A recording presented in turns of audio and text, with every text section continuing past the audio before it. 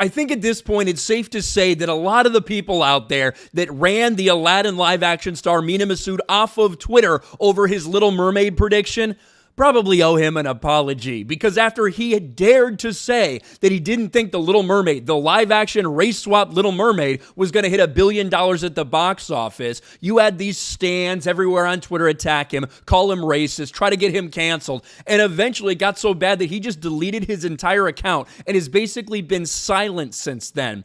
But as we've watched at the box office, despite the mainstream media trying to convince everyone initially that this was a massive success, even the mainstream is being forced to admit that this is a movie that is not only not going to break even in all likelihood, but might even struggle to hit $500 million globally. Now, personally, I think it'll probably get, I don't know if it'll get over 600, but I do think it'll probably get over 500 at some point. But nevertheless, this is a disaster for Disney, just like we've been saying all along. And one of the things that Mena Massoud said before he deleted his Twitter account was he said it won't make $1 billion, but it will undoubtedly get a sequel.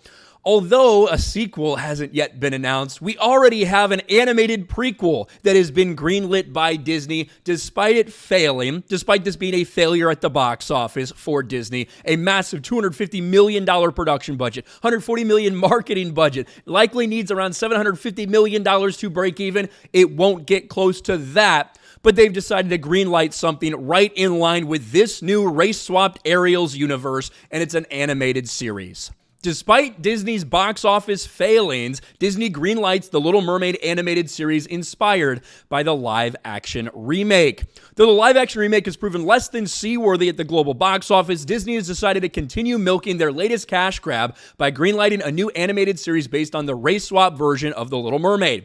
As announced by the House of Mouse on June 13th, Disney Junior's Ariel will be similar in concept to the 92 Little Mermaid television series, which served as a prequel, but will follow an 8-year-old incarnation instead of a preteen one. And there you have it. I'm not sure why Flounder looks exactly the same as he did in the original, yet somehow Ariel, not quite. They decided to go with the race swap version, the one that so far has been highly unsuccessful.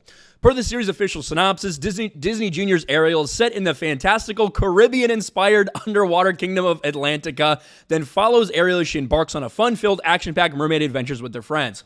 Obviously, I'm not watching this. I'm not interested in this. But it's just so funny, isn't it? How, despite the fact that he was 100% right about this movie not making $1 billion, and he said even though it's not going to be probably successful, they're still likely going to do more things with this version of Ariel, he was right. He was 100% right. Yet the stans, yet the freaks, the lunatics out there, they drove him off of Twitter. They basically called him racist long enough until he just deleted his account and said, fuck it, I'm gone. I don't think he ever should have left Twitter. I think that's a little bit weak, but some people, it's easier to just walk away from it and not worry about it. But nevertheless, when it's all said and done, this movie's not going to get anywhere close to $1 billion, yet they're still going to do stuff with this iteration. I wouldn't be surprised if they do a sequel. This entire thing's just been about pushing identity politics. We talked about it a lot. It goes far further than just race swapping a character. That's just showing you where their head's at. When you're talking about rewriting lyrics, when you're talking about rewriting the ending of this movie so that Ariel saves everyone by killing Ursula instead of Eric. These are all things that are showing that not just in front of the camera, but also behind the camera, in the writer's room, everywhere, their focus was on identity politics. And as it turns out, that didn't play so well with the audiences. Disney's live-action Little Mermaid is going to be a failure. Even the mainstream's admitting that at this point. Yet Disney is still going to double down. Let me know your thoughts about all this in the comments section below. Smash a like button, subscribe to the channel, ring the bell for notifications, share this video out there, and I'll talk to you later.